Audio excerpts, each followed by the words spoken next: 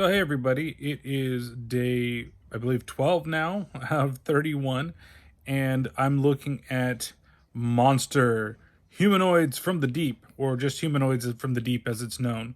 Now, I didn't really realize this while watching it, but I really felt like right away, especially when you saw the monsters, that this was a Roger Corman film. And actually, he is an uncredited producer in this film.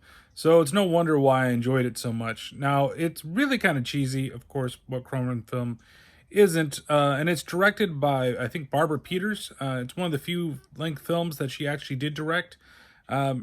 It's basically your typical monster flick, right? There's a cannery in this California town that is trying to make more salmon, so they breed faster and bigger and everything. And it turns out that their experiments have created the humanoids from the deep, or these weird sea creatures that are living in the ocean nearby the town, or lakes or rivers or where the fuck it is. It's somewhere in between San Francisco and Sacramento is where it's probably supposed to be. They talk about Sacramento in there. Yet one of the boats has San Francisco written on the boat, so it's really kind of odd. But basically, there's these humanoids from the deep that are going around and killing people and raping the women. That is literally most of the movie. In the beginning, it's a little slow. It starts off with a bang with a boat exploding, and then it's nothing but teenagers getting naked and people getting killed. It is pretty damn entertaining, though, I have to admit. Like, even though there is a ridiculous amount of nudity in here. And this is right at 1980, so this is when some of the decency stuff wasn't really around. And what do I say by that? Well, most movies nowadays, if there's nudity, there's usually nothing below the belt. But here, there is, 80s bush that's going on. I guess it would technically still probably be 70s bush because it's, everybody's old enough for that. But it's just like odd. It just seems like whenever they could do that, and it's weird.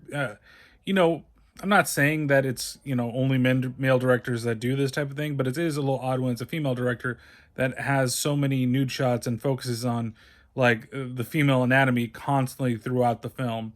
It's weird when you find that out, and I'm just like, man. When I was watching it, I didn't really know, and I looked up some things. I wanted to see, like I said, if Corman was actually involved in the film, which again he was.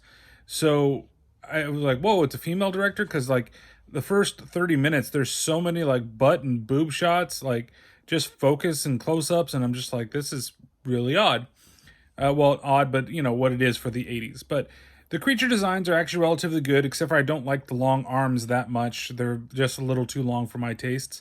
But it does have really good practical effects when it comes to the gore. And I was surprised. The last 30 minutes of this movie are ridiculously crazy, with the fish people coming out and just killing up everybody over there.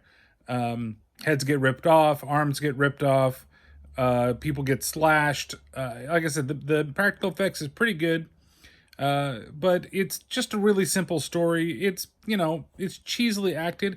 I thought that the scientist lady was the same lady from Terror Vision, but it turns out that she's not, even though they look very, very similar. It was really surprising to not be the same person. So overall, I think it's worth a watch. If you have Shudder, you can go ahead and watch that right now, at least at the time of the filming of this little video. And it definitely, just for the creatures alone, and it gives a really, like, honestly, like a maybe mid-60s type of vibe to the way that it's done and the way that it's shot. There's that one cave in LA that seems to show up in a lot of movies, and it felt like it was here, but it really wasn't. Like, it just kind of felt like an old, like, 70s, maybe late 60s monster flick. And it was highly entertaining. So I'm going to give this one, I'm going to actually just give it a 3 out of 5. I think that it does have its shortcomings a little bit in the beginning. It is entertaining. I think that you should see it. But, it's not going to be quite the 4, rating. And we'll make that a 4 out of 5 babies in the pantry. Or 3 out of 5 babies in the pantry, I should say. Yeah, it's just, some of the scenes are really ridiculous. Some of it just goes on a little bit long. And, monster rape is never fun. So we'll see you tomorrow on another of these 31 in 31. Ciao.